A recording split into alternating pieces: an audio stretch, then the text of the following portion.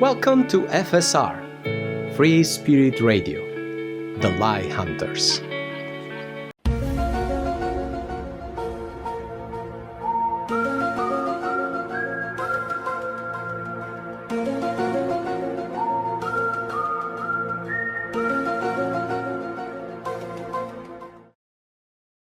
Chapter 4. The Mechanisms of Destiny. On this journey toward the invisible, it is sometimes difficult to discern the boundary between reality and imagination, between what is dictated by ancient wisdom and what the mind creates to soothe its own doubts. Yet, through my experiences, certain manifestations have confirmed that all of this far exceeds what I could comprehend through reason alone. One day, while deeply engaged in teaching martial arts, the situation became critical. My car, an old and faithful companion, began showing alarming signs of wear. The steering axle was in bad shape, making more noise every day, turning each drive into a dangerous venture.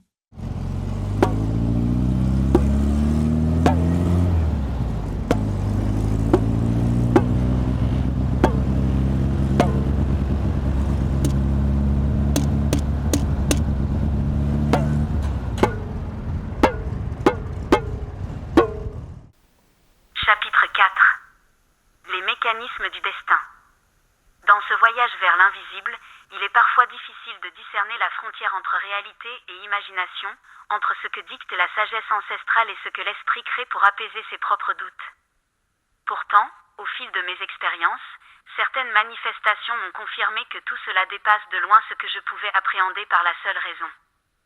Un jour, alors que j'étais absorbée par l'enseignement des arts martiaux, la situation devint critique. Ma voiture, une vieille et fidèle compagne, commença à montrer des signes d'usure alarmants. L'essieu directeur était en mauvais état, faisant chaque jour plus de bruit, rendant chaque trajet périlleux. Évidemment, c'est une mauvaise prononciation, c'est pas le segment, mais l'enseignement. C'est l'ordinateur qui prononce mal. C'est tout à corriger dans cette partie. I knew I was pushing my luck, but lacking the means, I had no choice but to continue driving the defective vehicle.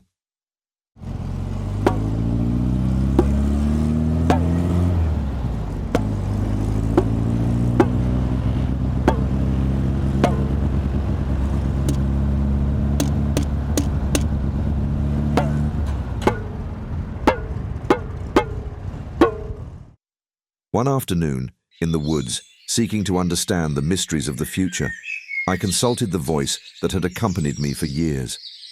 The responses seemed cryptic, unrelated to my immediate concerns. Frustrated, I lashed out, "It's all well and good to talk about spirituality, but what can I do about my car? I don't have any money. What will happen if I keep going like this?" The reply was clear, almost cutting.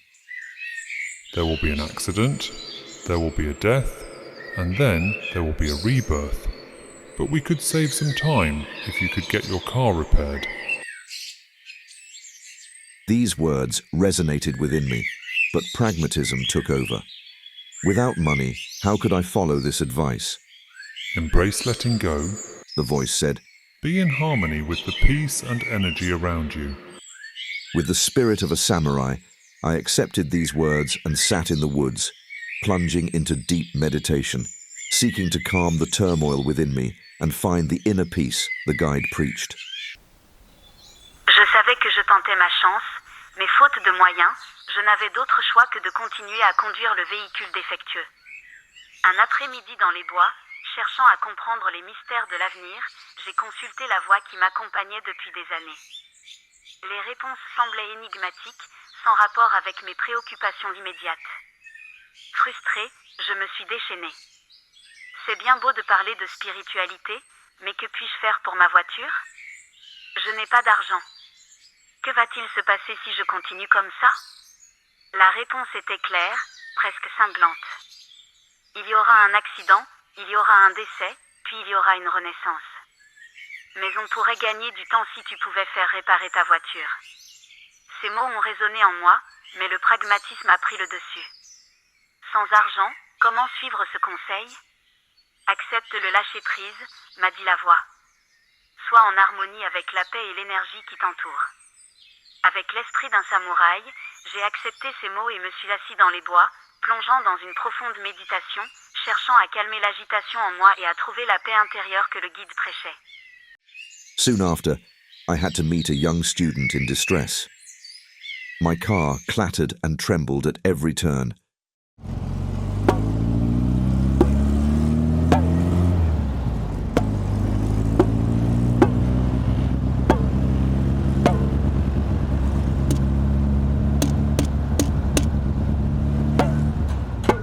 But I drove to the boy's house nonetheless. Upon arrival, his neighbour, an old man with a kind expression, came out of his house. Sir, I see what you're doing for this young man, and I find it admirable. But I must tell you, your car is dangerous.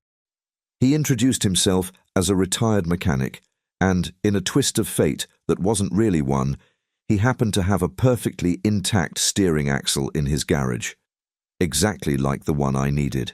Leave me your car while you work with your student. I'll take care of it. The afternoon passed, and when I returned, the car was like new. I realized then that the words the voice had told me took on a whole new meaning. When one acts with truth, with honor, and dedicates oneself to their tasks, solutions come on their own, as if by magic.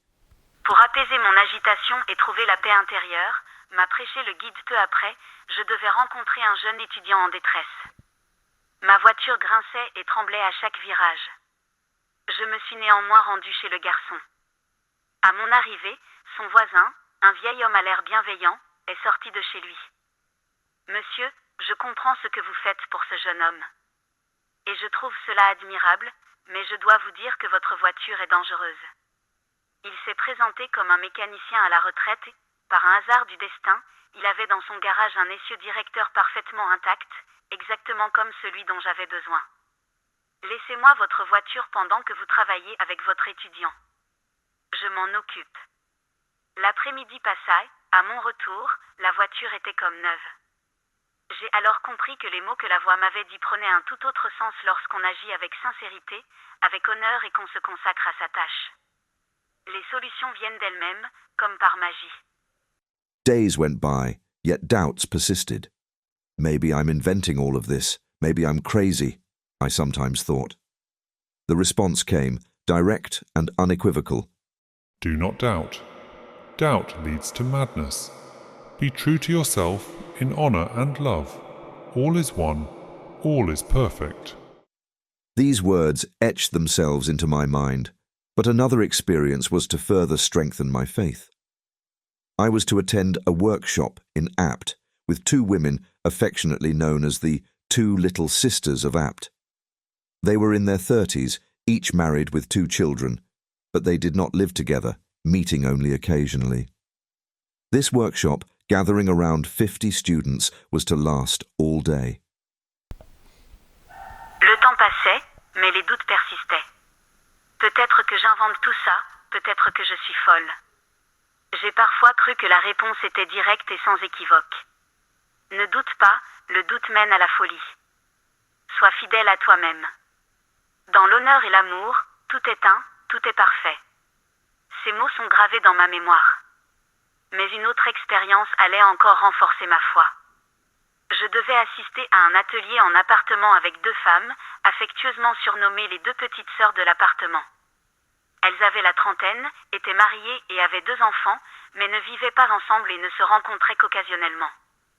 Cet atelier, réunissant une 50aine d'étudiants, devait durer toute la journée, en préparation de cet événement. Alors ici, je dois faire quelques corrections parce que un stage en appartement avec 2 sœurs, ça pourrait faire penser à d'autres choses. Donc je vais remettre le texte et je vais vous traduire au fur et à mesure, corriger les quelques petites erreurs. Tout simplement, c'était les 2 petites sœurs de Apt et l'ordinateur entendant Apt entend appartement, alors qu'il s'agit de la ville de Apt dans le sud de la France.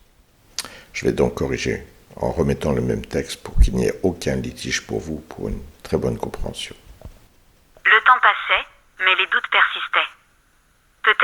m'invente tout ça, peut-être que je suis folle. Que je suis fou. J'ai parfois cru que la réponse était directe et sans équivoque.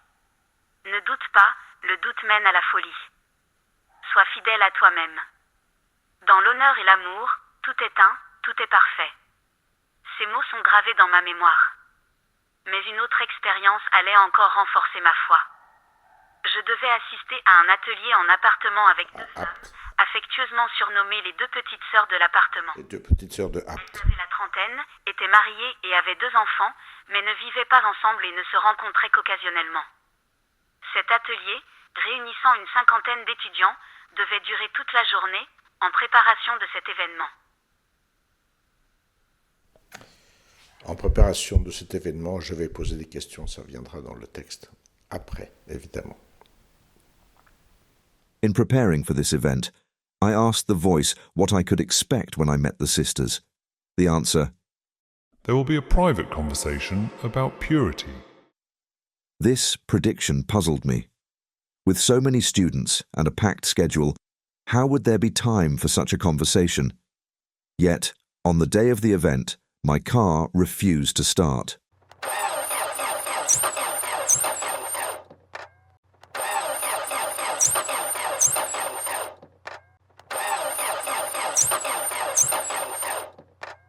Unable to make it to the workshop, I was consumed with doubt.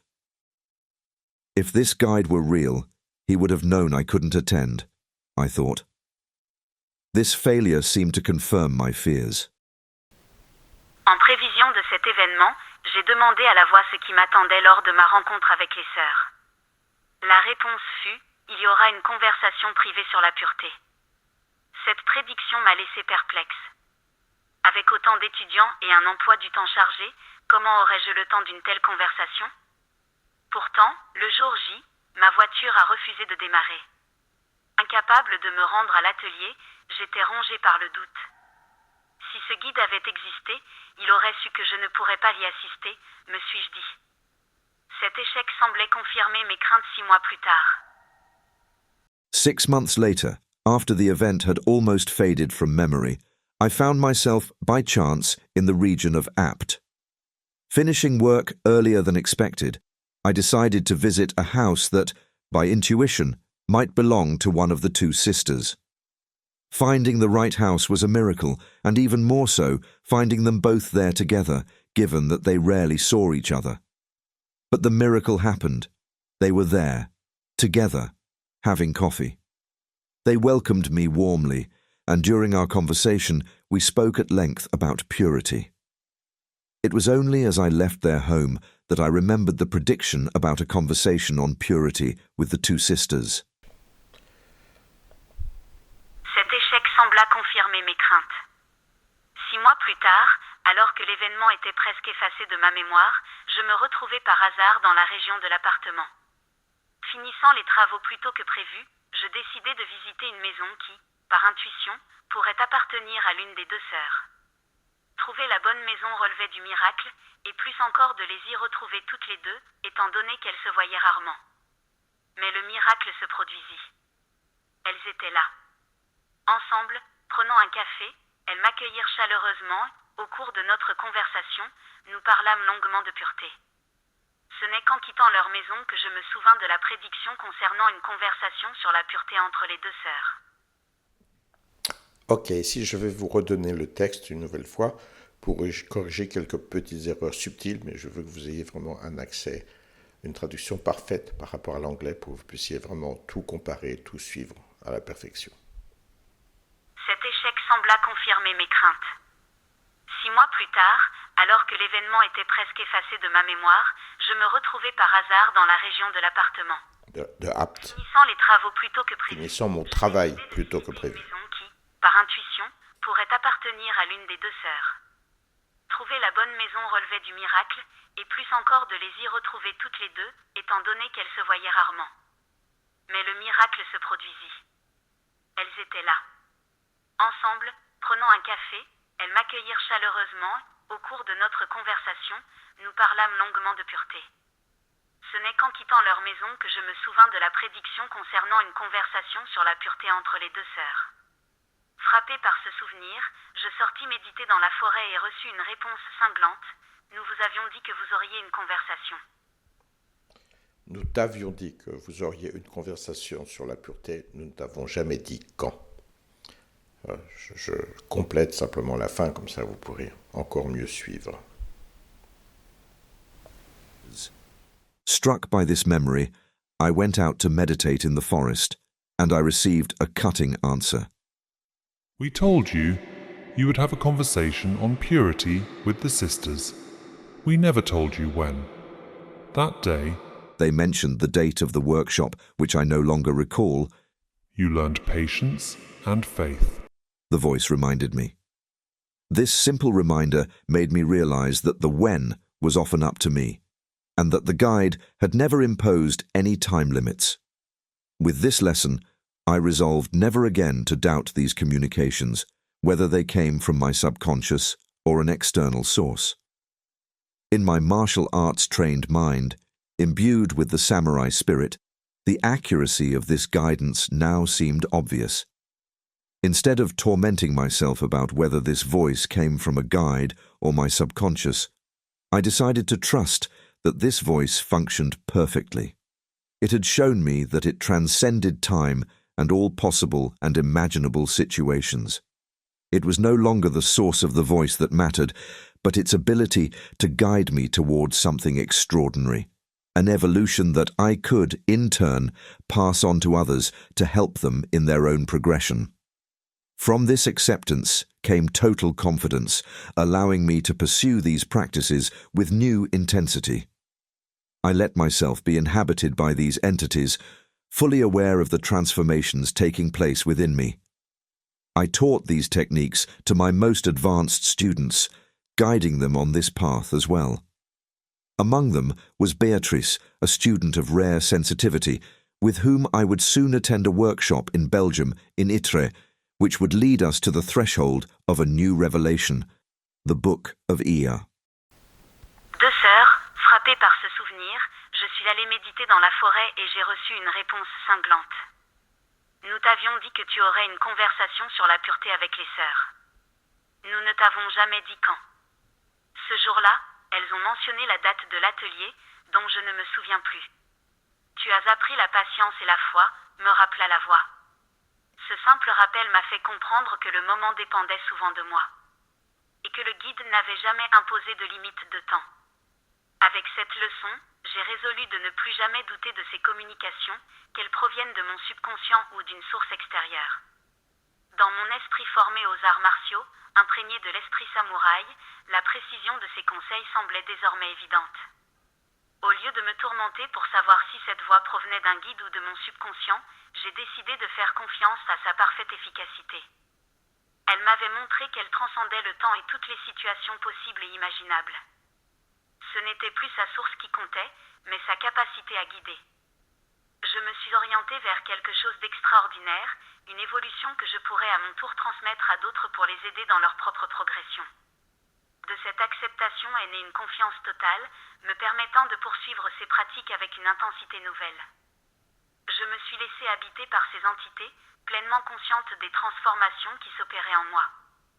J'ai enseigné ces techniques à mes élèves les plus avancés, les guidant également sur ce chemin. Parmi eux se trouvait Béatrice, une élève d'une rare sensibilité, avec qui je participerai bientôt à un atelier en Belgique, en Italie, qui nous mènerait au seuil d'une nouvelle révélation, le livre d'urgence. Alors ici, je vais remettre le texte parce qu'il y a plusieurs petites erreurs, même si la traduction générale est extrêmement bonne, mais il y a des petites erreurs sur certains mots, donc je vais vous recorriger cela pour que vous ayez encore une fois une correction absolument parfaite. Deux sœurs, frappées par ce souvenir, je suis allée méditer dans la forêt et j'ai reçu une réponse cinglante. Nous t'avions dit que tu aurais une conversation sur la pureté avec les sœurs. Nous ne t'avons jamais dit quand. Ce jour-là, elles ont mentionné la date de l'atelier. La voix a mentionné la date de l'atelier. Tu as appris la patience et la foi, me rappela la voix. Ce simple rappel m'a fait comprendre que le moment dépendait souvent de moi. Dépendait seulement de moi. Je n'avais jamais imposé de limite de temps. Avec cette leçon, j'ai résolu de ne plus jamais douter de ces communications, qu'elles proviennent de mon subconscient ou d'une source extérieure. Dans mon esprit formé aux arts martiaux, imprégné de l'esprit samouraï, la précision de ses conseils semblait désormais évidente. Au lieu de me tourmenter pour savoir si cette voix provenait d'un guide ou de mon subconscient, j'ai décidé de faire confiance à sa parfaite efficacité. Elle m'avait montré qu'elle transcendait le temps et toutes les situations possibles et imaginables. Ce n'était plus sa source qui comptait, mais sa capacité à guider. Je me suis orientée vers quelque chose d'extraordinaire, une évolution que je pourrais à mon tour transmettre à d'autres pour les aider dans leur propre progression. De cette acceptation est née une confiance totale, me permettant de poursuivre ces pratiques avec une intensité nouvelle. Je me suis laissée habiter par ces entités, pleinement consciente des transformations qui s'opéraient en moi. Pleinement conscient. J'ai enseigné ces techniques à mes élèves les plus avancés, les guidant également sur ce chemin. Parmi eux se trouvait Béatrice, une élève d'une rare sensibilité, avec qui je participerai bientôt à un atelier en Belgique, en Italie, qui nous mènerait en Belgique, à être. Le livre d'urgence. Le livre de IA. Et donc, Être, évidemment, l'ordinateur ne peut pas connaître, c'est une petite ville en Belgique, donc il a pris Être pour Italie. It, il a pris Italie. Et le livre d'urgence, le livre de IA, je ne trouve pas pourquoi l'ordinateur traduit comme ça à chaque fois, mais bon, c'est sans importance. Ce qui est important, c'est que vous ayez le texte complet et précis.